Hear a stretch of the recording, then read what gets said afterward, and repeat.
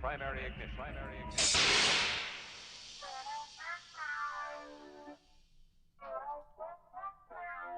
This is the way. This is the way.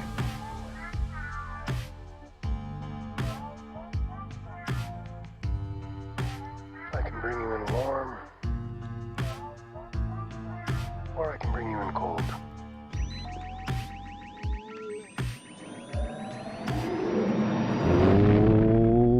What is up, all of you Ugnaughts and Jawas out there, and welcome back to our home base. Welcome home, Mando Talk, the original, greatest show on mics.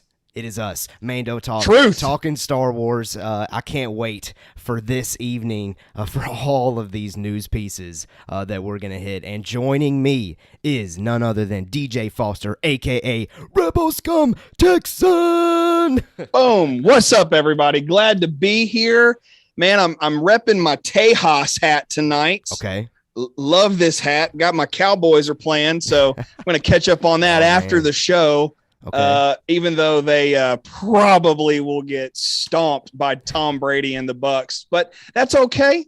Not a big deal. Sure. And I'm here repping just my home state. I've got my buddy Grogu, not only just on my shirt, there he is, but also on my wall with my Mando Talk hat up there. Hey. And I'm just ready to roll. But I got to tell you, I've been in a meme war all day. Meme and war, all right. Yeah, going back and forth with some buddies of mine over at Middle Earth Theological Seminary on Facebook, and I lost. A shameless plug, big time. I'm all about the shameless plug around here. I'll plug anything. You just put it in the comments. Yeah. Shout out Jonathan Chong. But anyway, you got to go back. What was that, last week? 2 weeks ago, whenever that was. So just check us out. Go back and listen to our old stuff. But no, I'm going to lose that meme war. But I'm not here to talk about memes. I'm here to talk about Star Wars. I want to hear some Star Wars news. Star Wars. Now, we probably don't need to waste any time. Like, there's so much that we can get to. So we're not going to waste time. But again, if you are new here, hit that subscribe button. Hit the like button if you are digging what you're seeing. And if you love Star Wars, do those things as well. We are two dudes that love Star Wars. If you love Star Wars, this is your place. So again, subscribe here on YouTube. Follow us, Facebook, Twitter, Instagram, TikTok, at Mando Talk. We have tons of fun on all of those platforms. I think that's all of our plugs, except Discord. There it is. Discord. Click that link that's in the description. Come chat with us at any time, 24/7, 365. You can always find us there. But with all of that down and out of the way, again, let's not waste time. And at any point, if you're watching live with us, you tell us what you think about all of this news, and especially the title of this video, Knights, or podcast episode, Knights of the Old Republic Remake Announced. Tell us what you think of that. We're going to get to that topic in a minute. I promise we'll get there. This ain't clickbait. We're going to talk about it.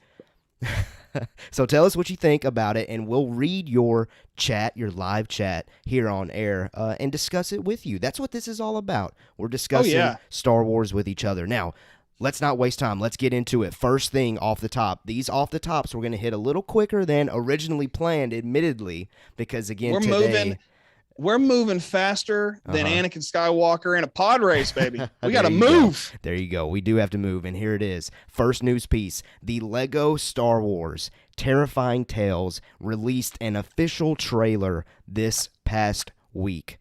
Now, what I wanted to do is just mention a couple of my quick takeaways. Number one, please, Star Wars fans, do not take this too seriously. These Lego things are just always fun, and man, does this trailer look like just a bunch of good old silly fun. So I'm here for it. I'm digging it. Second thing that I just wanted to mention before I pass it back to you, DJ, is by far the most intriguing thing from the trailer for me was Ben Solo being, I guess, persuaded, convinced to join the dark side. Now, that image that I have, I think I'm pointing the wrong way if I'm on.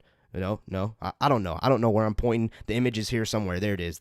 I don't know. That image that's on YouTube that I have displayed, I am questioning who is that dude with the flow that is persuading Ben Solo with the Knights of Ren. Do you know DJ? I do. I don't know him by name. I think his name actually is Ren. That is the Ren. Oh, so this is a connection to that series? This is that comic book series. Okay. The story of Kylo Ren turning to the dark side, which, by the way, if you're listening and watching and you have not read that comic line, oh my gosh, I read it last year during quarantine times, and oh man, I loved it. I ate it up. It was so good. It was like, you know how when you're grocery shopping and you put the grapes in your cart, sure, and you just take a grape or two. Yeah. I was done with the grapes before I got to check out. That's how good this line of comics was. So yeah, that I think is the Ren. Okay. The original Ren. That makes sense now. All right. So what are your quick takeaways from that trailer, that Terrifying Tales trailer? Well, first of all, Ren. I mean, him being there Perfect. with the other Knights of Ren, I thought that was fantastic. And I'm glad you chose that as an image for our YouTube viewers. And I think him being there is really cool to see him pursuing Ben Solo. And it's not, everybody wants a little bit more Ben Solo, and that's fine. I think we could all do ourselves a good favor if we had a little bit more Ben Solo in our lives. But at the same time, seeing him do that and being there and being pursued by the Knights of Ren, such a cool thing. I also like that this is kind of like Poe Dameron feeling out these like scary stories around a campfire type vibe. Of course, the campfire in this scenario is literally Mustafar. Yeah. So it's always on fire. We love it, and then also Ben Solo wielding a green lightsaber. Dude, yes, that was another thing. I was so thrown off by that, but I love it. I think it's great. The only green lightsaber that I know of him being around is Luke's, but right. I don't know. I don't know how that would. Well, wait, it is missing in the sequel trilogy, is it not? It's the blue one. Right. That was his green one.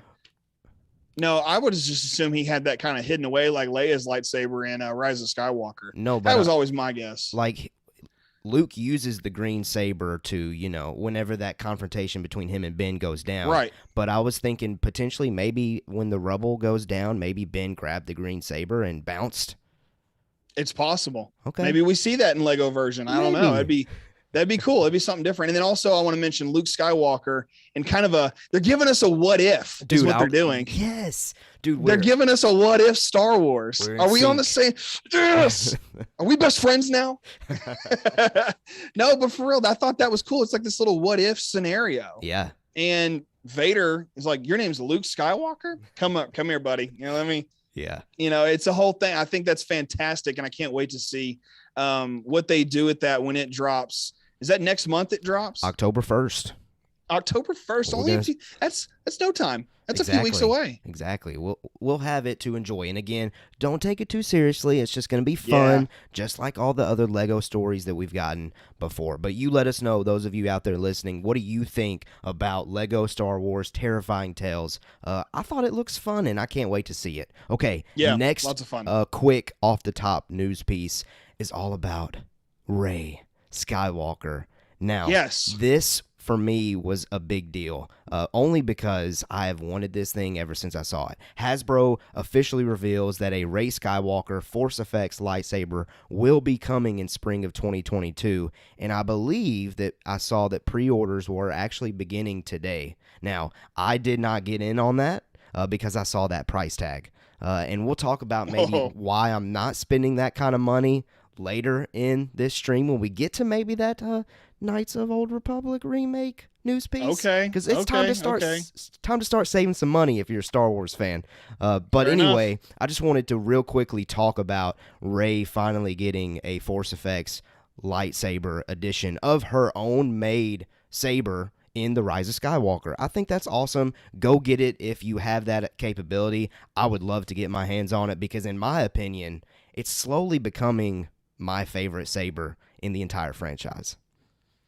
I think it's one of the most unique looking sabers. I believe it was the Rise of Skywalker Visual Dictionary that told us that she took her staff that she had with her throughout the whole sequel trilogy pretty much and made her lightsaber from parts of it.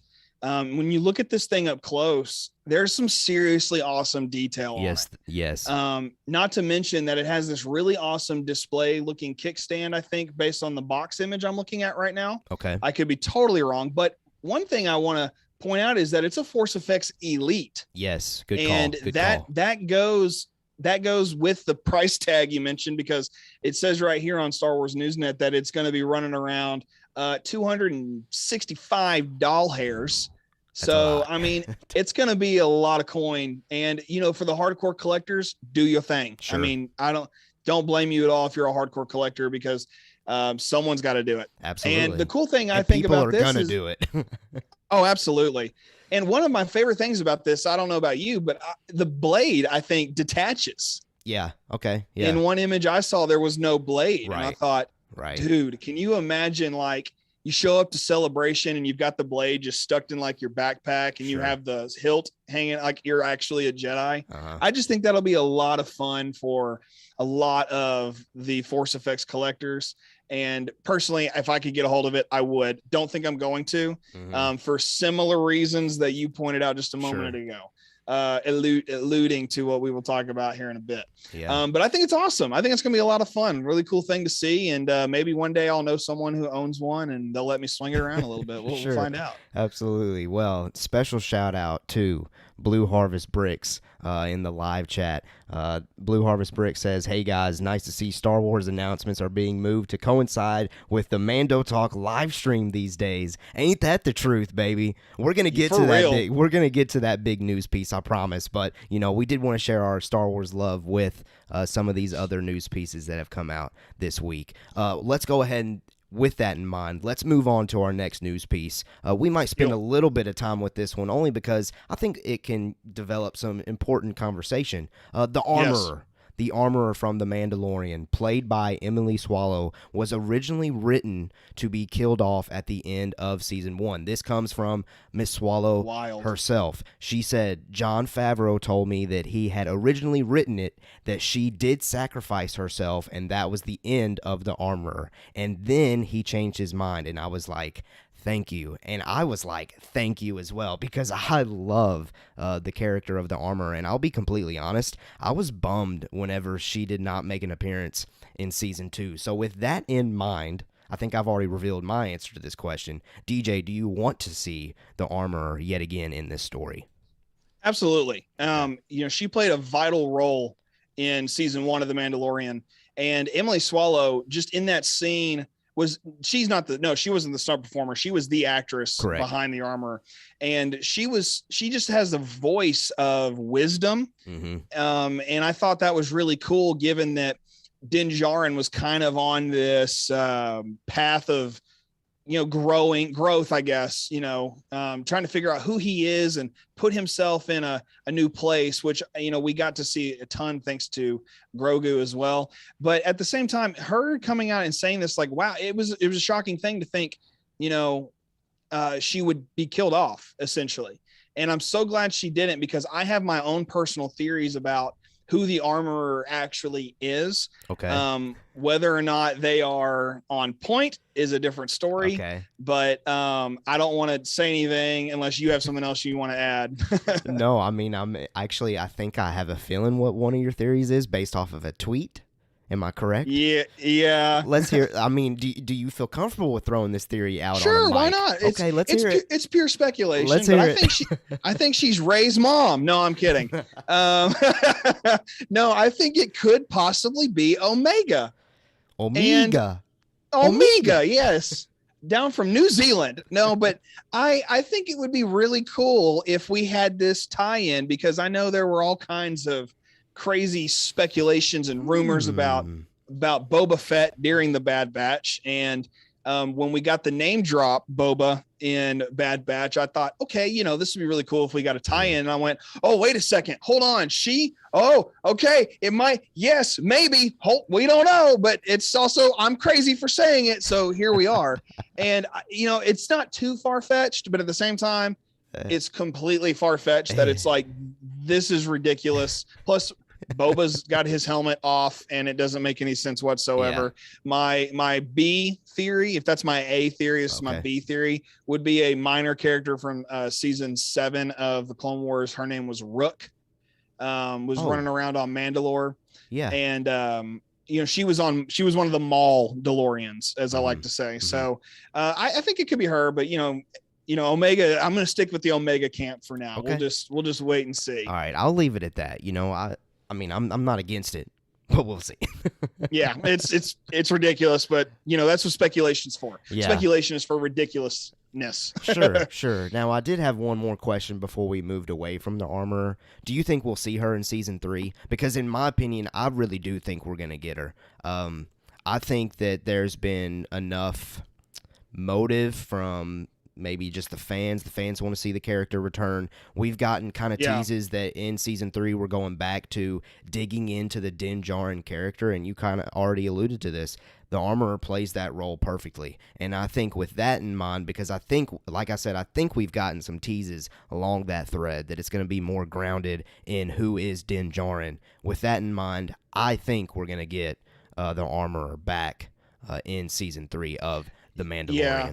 I certainly hope so, because I know that there was also an interview that Emily Swallow did, and that is in the article that Star Wars Newsnet put out, because it was her and also the guy that plays Dr. Pershing, where at Dragon Con, Dragon Con 2021, and they both are interviewed, and they are very cheeky about whether or not they were going to return for season 3. In fact, they were asked, "Are you returning?" And they both said, "Season 3 of what?"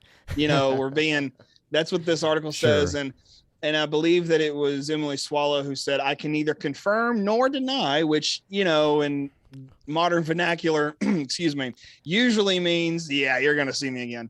And then also the actor who played Dr. Pershing, whose last name I cannot pronounce, so I'm not even going to try. But he said, "I'm always hopeful. We'll see," which is Ewan McGregor all over again. So yeah, absolutely, it is 100%. We see. I'm saying, you know what? I'm calling it right now. Okay. We see both of them, and you come back to this stream one day and tell me if I was right or wrong. No, you're right. Because I'm going. Right. They're both coming back. You're right. Both of them. 100% right. Well, listen, guys out there, what do you think? Do you think we'll see the armorer again in season 3 of The Mandalorian? It sounds like we're pretty adamant that we're going to get that return. But you tell us. Now, that is our main those are our off the top topics there. Just like the quick little news pieces that we wanted to hit quickly. Now, these next 3, though, are bigger news pieces, in my opinion, that we're going to spend a little bit more time dissecting. And again, I promise, I know everybody out there is hype about this. Knights of the Old Republic. We're getting there. I promise. Don't go away. But first, I wanted to talk about this. Star Wars Visions. That is the next content that we will be getting from Lucasfilm. Star Wars Visions officially released a poster, and in that poster, this is the big thing that I want to talk about. In that poster, it was revealed that all 9 short stories will be available on the day that the show premieres, which is September 22nd. Now, I think me and Zach had talked about that prior, and we kind of expected them to potentially toy with dropping it all because they hadn't done that before. So we do finally get confirmation that that is the case. However, I got to be honest with you, I think I'm a little bummed out by that. I think I've started to get used to this weekly conversation about new content whenever they release shows. So in a sense, I guess I'm bummed about it, but I'm excited to be able to binge watch it all and just live in the glory of Star Wars in anime form. What do you think? Well, I'm not bummed that they're all coming out at once, because the way I look at it is, I get to watch all these one after the other. Mm-hmm. And I have no issue with that. Now, I know that for me, it's exciting because it's new Star Wars content. It's not, necessarily canon. Of course, it 100% isn't canon. They told us that it's Legends. And I think that's why that they're putting all of these episodes out at once, because it's not something they just necessarily want you to return to each week. I see what you're saying. And I think that that's okay if they do that. I mean, again, they can do whatever they want because they're Lucasfilm. But at the end of the day, and like I said a few weeks ago, you can just do whatever you want for the rest of the time, forever. And I don't care. You're Lucasfilm. Go ahead and do however you want. But at the same time, I really do think that it's okay that they're putting them all out at once. It's considered Legends, and I'm okay that first of all, I'm okay that it's considered Legends. I was never upset that it wasn't canon. Sure. And for me, I thought that gave a lot of opportunity which actually is would be a nice segue to our main topic here in just a little bit, but I'll hold off. But at the same time, they're putting all those out there at once.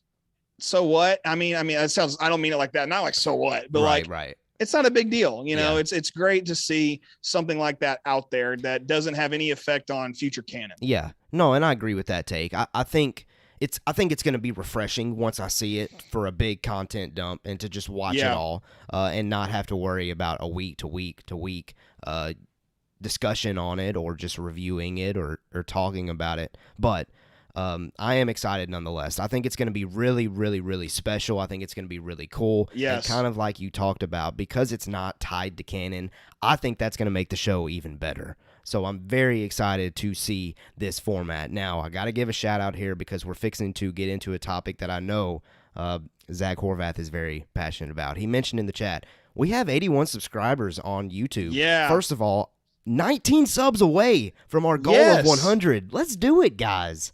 We can get there. Let's do it. So for you newbies, tell someone about Mando Talk. Tell somebody about what we do on Tuesdays and Thursdays. Yeah. We want the love of not just Mando, but all things Star Wars, even the Geekverse, to be spread amongst the internet, across the web, as they used to say when we were little children. No one calls it the web anymore, do they? The World Wide Web. You don't hear anybody say that anymore. I don't know what they call it anymore, man. I like to call it the interwebs. The interwebs, sure. I like the interwebs. So throw it out there. Let us know, or let other people know about us. So that's my excitement for hitting 81. Less than 20. Less than 19 20. away. 19 away. I love it. Help us get fantastic. There. All right. This is the moment that you have all been waiting for. Star Wars Knights of the Old Republic remake has been given an official announcement with a teaser trailer getting dropped today during PlayStation's showcase. Massive. Hold up. Hey! What you got? Hey, guys! Knights of the Old Republic's back! Hey! Did you hear? It's back! It's back. All right, everybody knows now. No, they definitely know. They definitely know. The interwebs are going crazy about this news, if I'm being completely honest.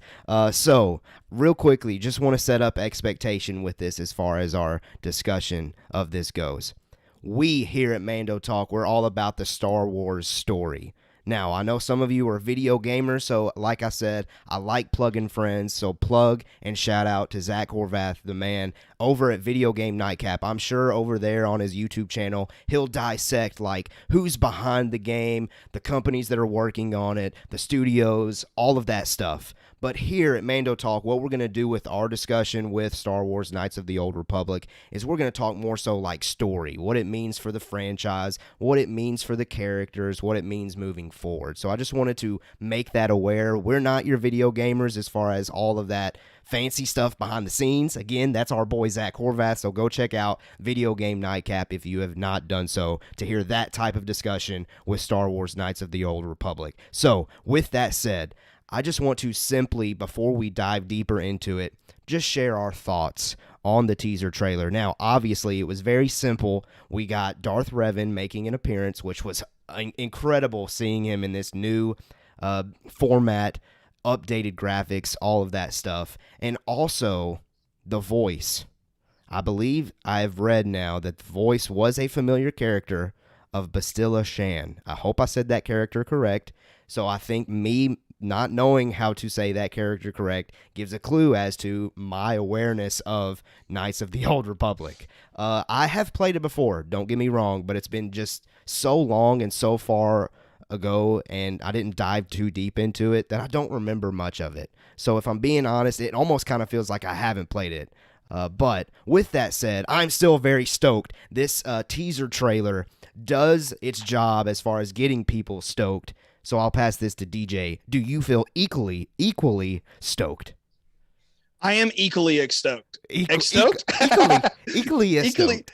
That's the Jar Jar Binks way of saying it. No, honestly, I think it's very exciting because now, even though I have never played the Knights of the Old Republic, and here I'm going to give my reason why before you're like, oh, this guy's trash. Sure. The reason I've never played it is it came out before I had a console that I could play it on. Right. By the time I got a console I could play it on, I just didn't know about it anymore. You know, it just wasn't like a thing I was aware of in a small town in Central Texas. It just wasn't a thing I was aware of. So as I've grown up and as I've heard about Legends as it was before the expanded universe, I knew about Darth Revan. I kind of know his story a little bit, like un poquito, like super small. And I'm okay with only knowing a little bit about him, but I know that when this game does come out and it's remade and it looks like, I don't know, it could be a movie basically. As soon as it comes out and it looks good, and on the PlayStation 5, which I've heard nothing but good things about. Right. I've heard the only people who trash on the PlayStation 5 are Xbox guys. Sure. It's the only people I've ever heard say, "Oh no, PlayStation 5."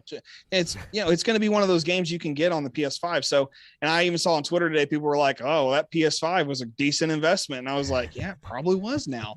But all that to say, you know, I'm excited, like you said, about the story side of things. You know, I'm the guy who bought Squadrons for the story. Yep, same. You know. And I didn't, yeah, flash spaceship, cool. You know, you can do that on like every Star Wars game pretty much. But, you know, doing it for the story is kind of where I'm at. I did the same thing with Jedi Fallen Order. I have no problem with saying that. So clearly I'm not a gamer, which is why you should go check out Video Game Nightcap. That's why you should go check out what Horvath's doing, because he does a fantastic job of that stuff over there. Right. But at the same time, for me, it's all about the story. I'm right there with you, Caleb. So yeah. That's what I got on that. It looks good. It's enough to get us going. Now, specifically, I've seen conversation on Twitter and on the interwebs about, is this game canon? I think that's always the $1 million question. Which is exactly what Blue Harvest Bricks just asked in the chat, the live chat. Dude, what perfect timing. Perfect timing. Yes. Now, so let me read the quote that is on StarWars.com that a lot of people on Twitter are running with to make a statement about it. It says, KOTOR, which is part of Legend's storytelling, dials the Star Wars clock back to over 4,000 years before the Skywalker saga. I've seen people running with that quote and saying, that's it, that's proof right there, they're going to continue making this Legends and fitting in that mold. That's not how I interpreted that paragraph in that article. I think more so that quote is referencing KOTOR in the past, and the past video game, the first one, not necessarily this remade version. So I still think it might be up in the air as far as if it's canon or not. Now, again, let me plug myself here a little bit.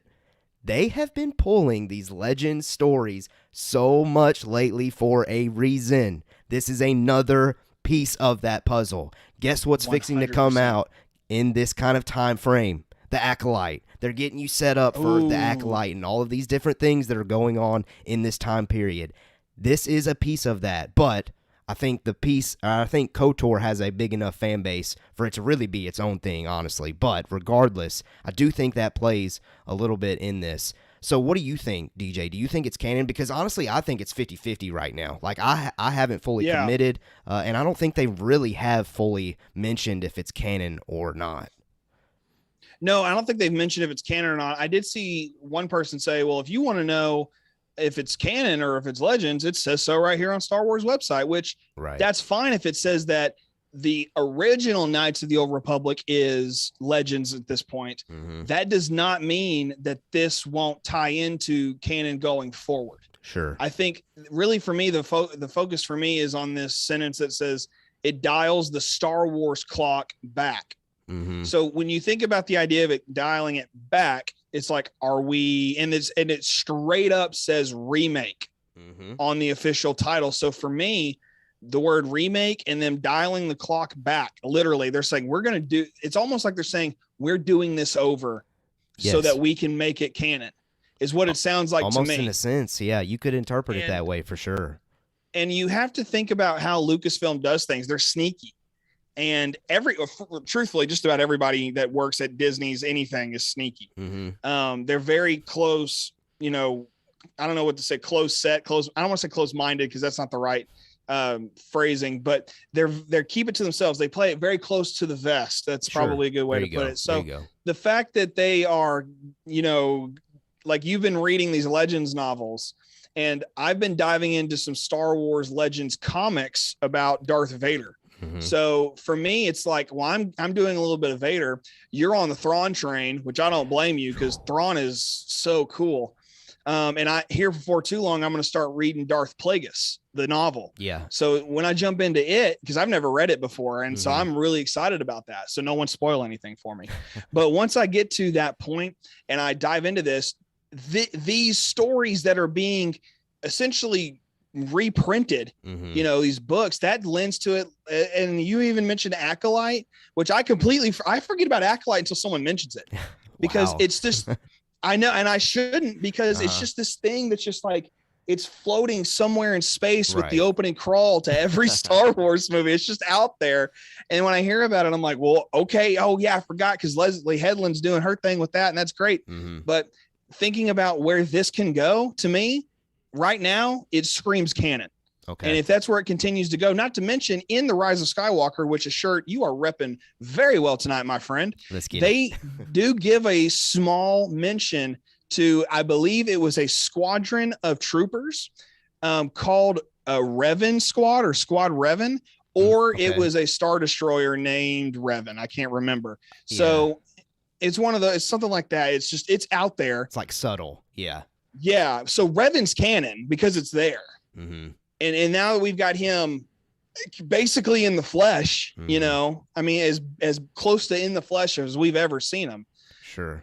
It screams canon to me. And if it ends up being canon, man, I'll be in line. I mean, I'll give blood or whatever I got to do. I'll go donate plasma to get this PlayStation 5, because I'm thinking it might be worth it at this point. Sure. I think it might be really a nice time to maybe, upgrade a little bit just for the sake of having this access to a game I've never had access to. Right. So for me, it's going to be one of these really cool things if it all plays out well. Yeah, no, I agree. I agree with that take. I certainly hope that it is canon, because I think that would be really cool. Now, that does, of course, it's going to come with, it's going to open the gates as far as people that are diehard original KOTOR fans. Then if they remake this to make it canon and yet they take out the things they just absolutely love, of course, that's going to open the floodgates and that's going to happen. But I'm going to take the pros of that story being remade in this new tech world that we live in, as far as how beautiful the PlayStation 5 is. I would take that any day to see Revan back in canon, and to, like you said, play this game the way it deserves to be played. Like I've mentioned, I've played with a little bit, but not enough to just fall in love with it like all of these people out there really have fallen in love with it. And rightfully so. From the things that I've read or heard about it, it really does sound like an incredible story, and I can't wait to try to get my hands on the PlayStation 5 in order to play this game in all of its glory. So I don't necessarily think we have answered the question of is it canon or not, because again, I don't think the studio has answered that question fully. Sure. Now, again, I might need to go back and watch the PlayStation showcase, maybe read between the lines, and I can give a better answer to that. But right now, with the things I have read, at least, because reading is all about kind of your own internal interpretation, right now it's kind of 50-50 for me. So we'll see. But I would certainly be excited if it was canon. Now, next thing that I wanted to do was, again, I pulled from this StarWars.com article about clues of what to expect. So I think this fits the mold with the original KOTOR. It says the Galactic Republic is at its height and has just been through a major war. Jedi are plentiful, but so are the Sith, and the evil Darth Malak leads a growing legion of dark warriors. Players will go on an epic adventure and along the way visit different worlds, amass a party of memorable beings, and uncover their own mysterious past. That sounds beautiful. I'm there. Sounds like an absolute awesome game. I think the coolest thing that for me out of that sentence there is the idea of there being a growing legion of dark warriors. I feel like if they were going to be Sith, they would straight up use the word Sith, because it's one of these words I feel like is made its way into pop culture in a very good way.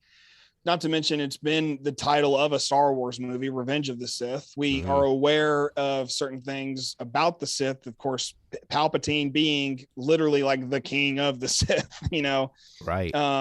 And so I don't like, for me, I have no idea who Darth Malak is, but that's because, again, of my lack of ever having access to the game. Mm-hmm. And at the same time, though, the idea that the Jedi are plentiful, but so are the Sith, maybe that's what they mean when they say Legion of Dark Warriors, that those are Sith because they're plentiful. Yeah, that's that's how I was looking at that. Okay, so now I have come to the dark, not the dark. Light. Side. I've been enlightened to the dark side here on this one, which is fine. But at the same time, I think it's cool because, I think a lot of us have seen those clips on YouTube of the main like story sequences, the cinematic sequences from those games where people are like running through forests and like you've got what look like clone troopers but aren't clone troopers, are like full on elbowing guys in the throat, and you're just like, this is cool. Like, and as a guy, I love UFC. As a big fan of the UFC, I think, wow, this is like, I like seeing these kinds of things. So mix that with characters I am unaware of, don't know about, and you get to this point where you're like, oh wow, this is going to be one heck of a story. And again, like I said a moment ago, the story is what's gripping to me. Sure. And the fact that we get to visit these different worlds and play as, I guess, a few different characters, to me, that's worth it, especially for the story's sake. Yeah, I really do think that they have an opportunity to do something very remarkable with this game. I don't know as far as a release date goes, but I'm there for it when it happens. I hope it's a little bit a ways away so I can start saving. Because I need that time to start saving for that PlayStation. For sure. And I've got a baby on the way, so any idea of I'm accepting all cash donations. That's a joke. I'm joking. YouTube, don't get mad at me. But at the same time, no, I have to do the same thing. I've got other things I got to worry about, which is fine. It's a baby. It's a whole human. So sure, a PS5 can wait. Yeah. Well, I do want to also mention this though. It is. On launch, I have read that it is also going to be available on PC. But for me, that's just not something I've ever played with. I'm just strictly console only. So I don't really view that personally as an option currently. But if you're a PC gamer out there, then and you already have a PC, then you don't have to worry about making sure that you have that PlayStation 5 because it is apparently coming to that platform as well for those of you that have that. Now, I've also read, though, that it is possible that it potentially eventually comes to Xbox. So it's just going to launch as a PlayStation 5 release exclusive. Yeah. But eventually it's going to widen out to all of the different consoles, which is interesting. I think that's something that other games have done now at this point. So it's cool to see that. It is interesting, though. I think it was the flip-flop. I think it was the opposite with the original KOTOR. I think it was Xbox exclusive. Oh. And it stayed that way until they started to make it as an app, and you can now get it on your phone, iPad, wherever. Maybe I should just go to the App Store. Yeah, maybe. I think I should just go to the App Store. I don't know. Well, Blue Harvest Bricks is back in the chat with us, and they said it was before the rule of two, so that's why the Sith are so plentiful. So Darth Malak, I didn't know this. Thank you, Blue Harvest Bricks, for enlightening me to that, because I didn't know that Darth Malak came before Darth Bane. Because I believe, according to Clone Wars Season 6, Darth Bane was the one who instituted the rule of two. So thank you so much for that. As far as the PC and PS5 things go, I tried to be a PC gamer when I was a kid. Mm-hmm. I was trash at it. It didn't click for me, and I was just disengaged by having to use a keyboard and a mouse. Doing a console made more sense to me. And anybody that's a PC gamer is rolling their eyes right now because they're like, it's so easy. Like, I know you think it's easy. I don't.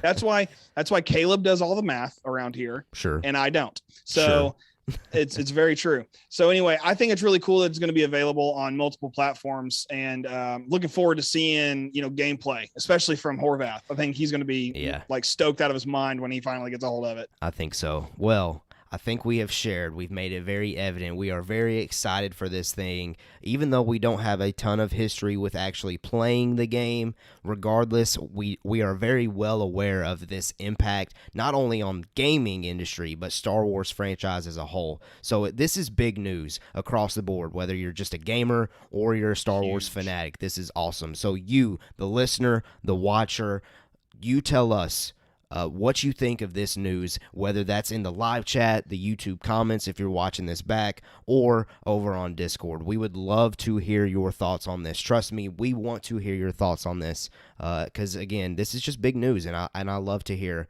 what everybody else has to say. Absolutely. Now, absolutely. This is our last news piece for the evening. Our last main topic here is all about ObiWan Kenobi. Now, we are going to very healthily speculate. That's what we're going to do here next.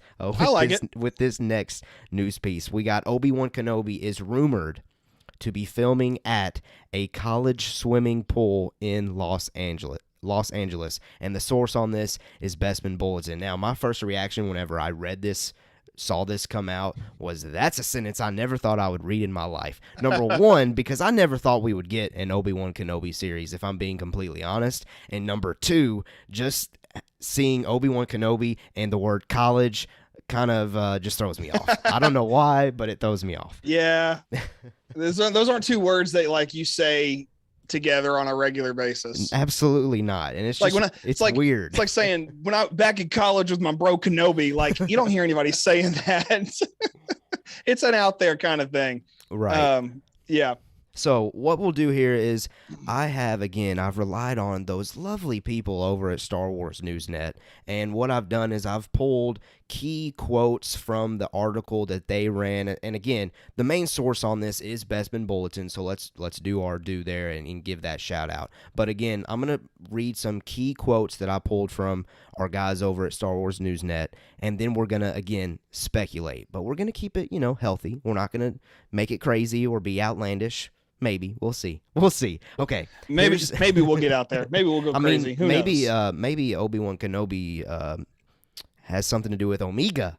Well, first of all, I've got Ewan McGregor here right now. No, I wish. You just tell me everything. If only. It's like, hey, Ewan, come on in. What's up, buddy? No, I wish. All right, let's read this quote.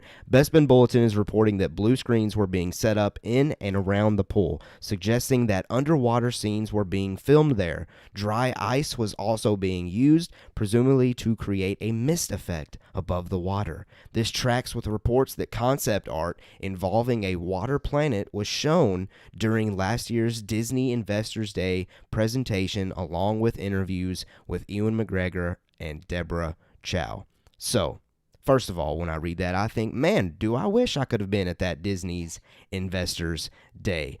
Shooting scenes underwater, wouldn't that be something? What do you think when you read that first initial quote there? Well, because I am the behind-the-scenes junkie that I am. Yes. It's not that weird to me. You said it was weird to you. It's not that weird to me to hear ObiWan Kenobi swimming pool. Sure. And here's why. Okay. Ewan McGregor has played Obi-Wan Kenobi now 3 times, now going into this 4th time around, which is just, I can't believe those words just came out of my mouth. And we've known about the project for a while, and it still seems mind-boggling. But, it's not weird to me because he was underwater in Phantom Menace.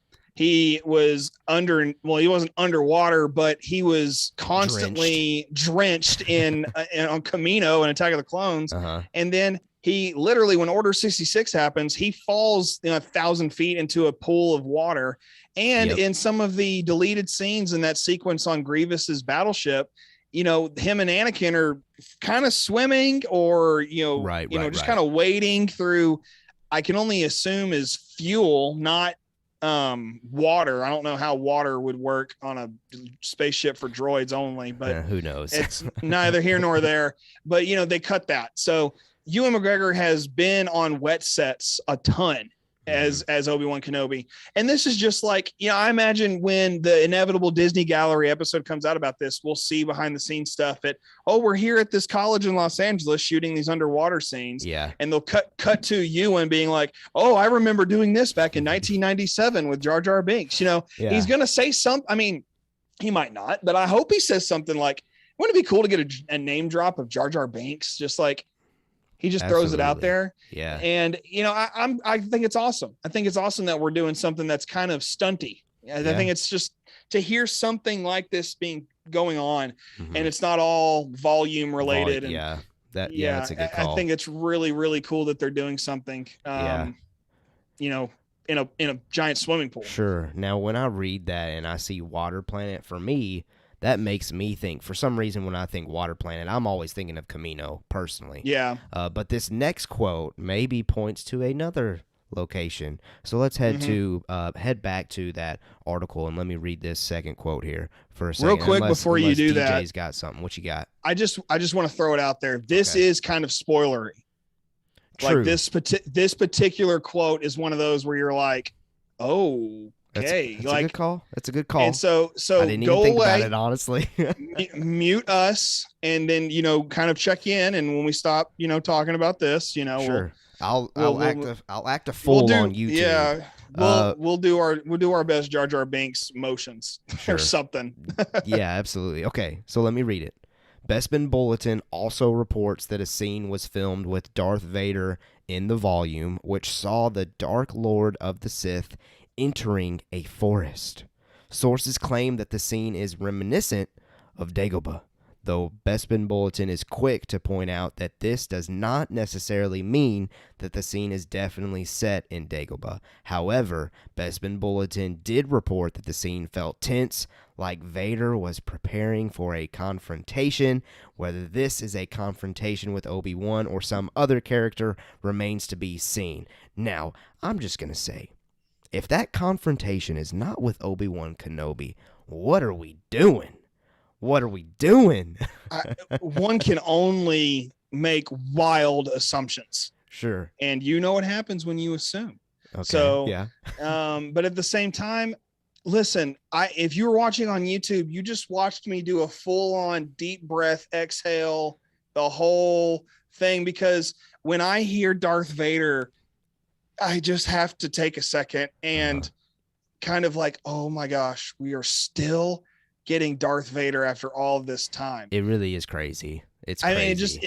I mean, I think it's easy to do Darth Vader, and I don't want to, it's kind of like when they talked about with the Disney Gallery on the finale of Mandalorian season 2, when Luke shows up, they said, we have to be careful not to use Luke too much, but I don't feel that way with Vader. I don't either. I feel like you can't get enough of Vader.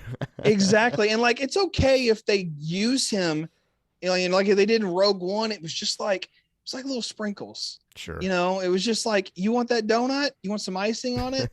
Now here's your sprinkle drizzle. Like for me, I just really, Darth Vader just makes me feel like a kid.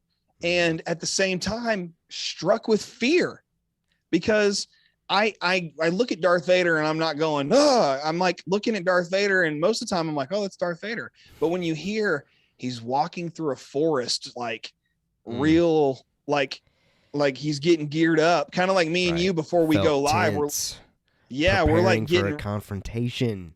Exactly. And if it is Dagobah, look, you can hope it's Yoda, but like, it's probably a little far-fetched to say, okay, it's Yoda, but and even then, it might not be Dagobah. It could be Naboo. I just got a wild thought. Do it. Now, this is way wild. I'm not saying this is going to happen, but when I think of Vader on Dagobah, I think of Luke in Empire in that scene where, he faces Vader and it turns out to be him. What if for some reason, this is far-fetched, what if for some reason Obi-Wan goes to Dagobah to speak with Yoda, and Yoda's like, look, you need to go down this cave to face your fear, and that's when Kenobi, finally just comes to grips with, that's my brother Anakin that's in that suit that's just wrecking havoc across the galaxy. So it's more so like a vision, not necessarily, them actually dueling in that location. I know that's crazy. That's wild. I might have issue with Kenobi and Yoda physically meeting each other like that with, how they separated and the reason why they separated. Even though it's like a force. Oh, you're talking about Yoda and Obi-Wan. My bad. Right. What do you think about that?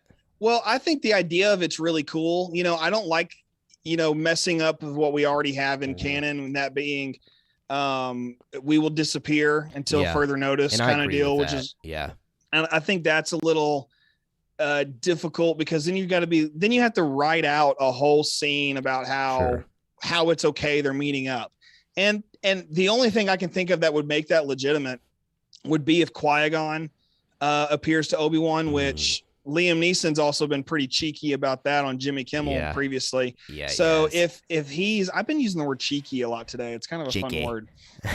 Yeah. That's a shout out to Blue Harvest Bricks over in the UK.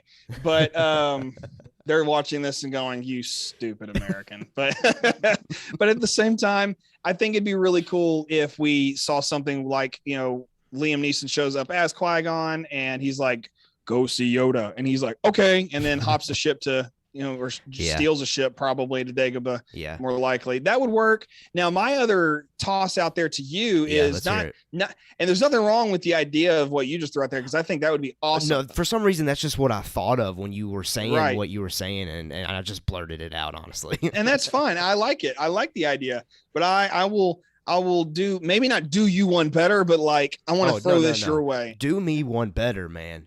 I will. And it is this. Why is Gamora? No, that's for Tuesdays. No, Geekverse reactions. Yes. And here's the thing. I think who else do we have confirmed returning to Kenobi? A certain Canadian actor. Oh, Hayden Christensen. Yeah. What if they're in, like, listen, the Force is one of these things that, and honestly, I think we could talk about what the Force can do for a long time. Oh yeah, that's a deep dive podcast episode right there. Oh, absolutely. So let's take a little sliver out of this piece of pie here real quick. That is the Force. Okay. And talk about this. The dark side as a powerful to many abilities, some consider to be unnatural.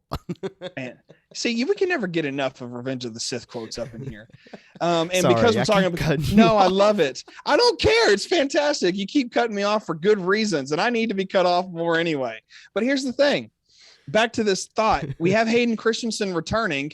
What if Vader goes into his own kind of Empire Strikes Back Dagobah cave, and he's met with Anakin Skywalker, and they have a nice little fight, and maybe it's not one of these, maybe it's not exactly like what happened in Empire, but we think forest and we think, swampy type, and Vader's there. In the comics that we've had come out recently, Vader has revisited Naboo. And because there's this, it makes the most sense to me that it's Naboo. If we're gonna have a little side quest and go hang out with Vader for an episode or whatever, or we cut back and forth between him and Kenobi, to me it makes sense. Okay, what if we do find out Vader goes to Naboo, goes to some swampy area, and he ends up going in his own kind of dark side cave, confronts himself, kills Anakin, and it kind of just like comes back around. And really, like, this dude is bad. Like, the dark side has consumed him. Because to me, when I look at Vader, I don't see Anakin anymore. I just see Vader. But when I see Anakin at the end of Revenge of the Sith, I just see Anakin being bad. I don't see Darth Vader, even though he's already been, dubbed Darth Vader. It's, for me, I think it'd be really cool to see something within canon that isn't a comic book or some random story or, a certain point of view thing, that it really is solidified. He is now Darth Vader. I mean, at this point, he is now Darth Vader. So now Obi-Wan battling Vader in a cave still sounds great. I think, for the sake of the argument, it's a little too on the nose of Empire. And I can watch Empire all day. But at the same time, I think it makes more sense for Kenobi if Hayden Christensen fights Vader. Sure. And we have this, it's like Star Wars Battlefront 2, but like in real life at this point. And it shows the inner struggle in a very cool yin and yang type of scenario. So that's me trying to do you one better.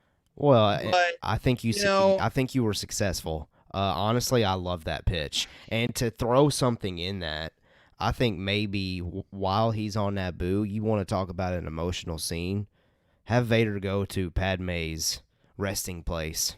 Even better. Natalie Portman's working on Thor Love and Thunder right now. What if Natalie Portman just jumps over one day and she just shows up in some weird force vision thing and the dark side's messing with Vader? I mean, she's kind of like ghostly. It'd be really cool. That would be really cool. I like that idea. There's a lot of options. There's a lot of options there. Yeah. I certainly I like was the doing idea my Jar Jar thing. I like the idea of Vader confronting his past self to fully commit to the dark side finally, and us seeing that. Because really at the end of Revenge of the Sith, you're right, I still saw Anakin.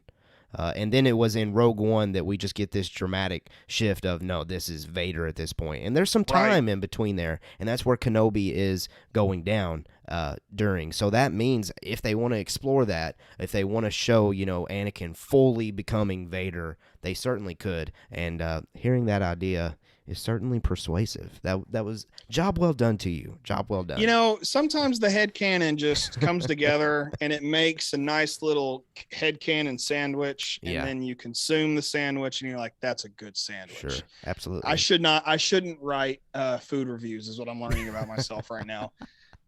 Fair enough. All right, let's get to the last quote from this article. We got finally.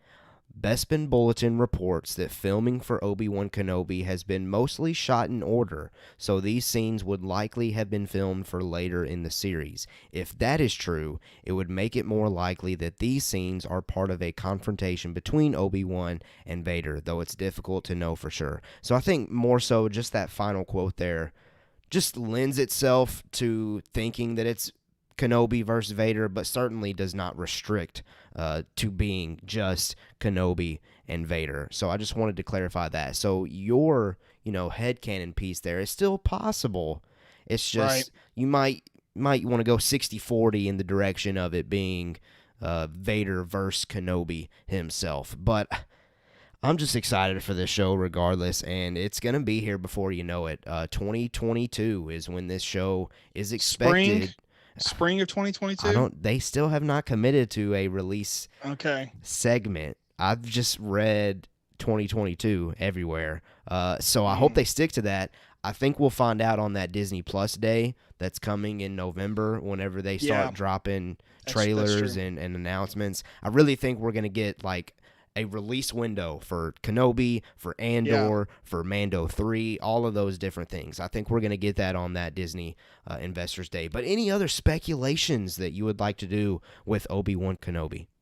Well, first of all, I keep forgetting about Disney Plus Day, which it's such an important day. I feel like I need to have it like in my calendar on my phone, like giving me notifications daily, like 30 days until Disney Plus Day, which I don't know. It's not a big deal. If I can always just like Google it and find out, or someone tell me, but at the same time, no, I don't really have a whole lot to speculate based on that. Other than that, I like this idea of filming chronologically.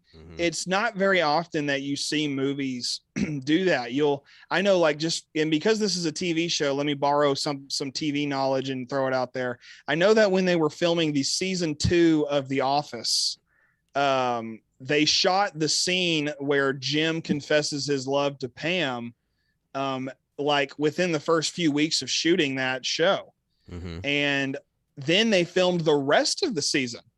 So Jenna Fisher and John Krasinski had to play it like they never had kissed before. Right. And that ended up being the season finale, like shot of season 2. So the fact that they had to go throughout the whole season pretending like they didn't have that connection says a lot. Now, because that's a TV show thing, it's really cool to hear that this is a TV show that's not doing that, because you just don't see that happen a lot. You see it where, all right, we're going to film this little bit here on this day. And, they gave us this 1 mile stretch of beach for this day, so we have to make sure we're here doing that scene for the 3rd episode here on that day, which God bless those production coordinators who can keep all that stuff in line, because that's a tedious and very important job.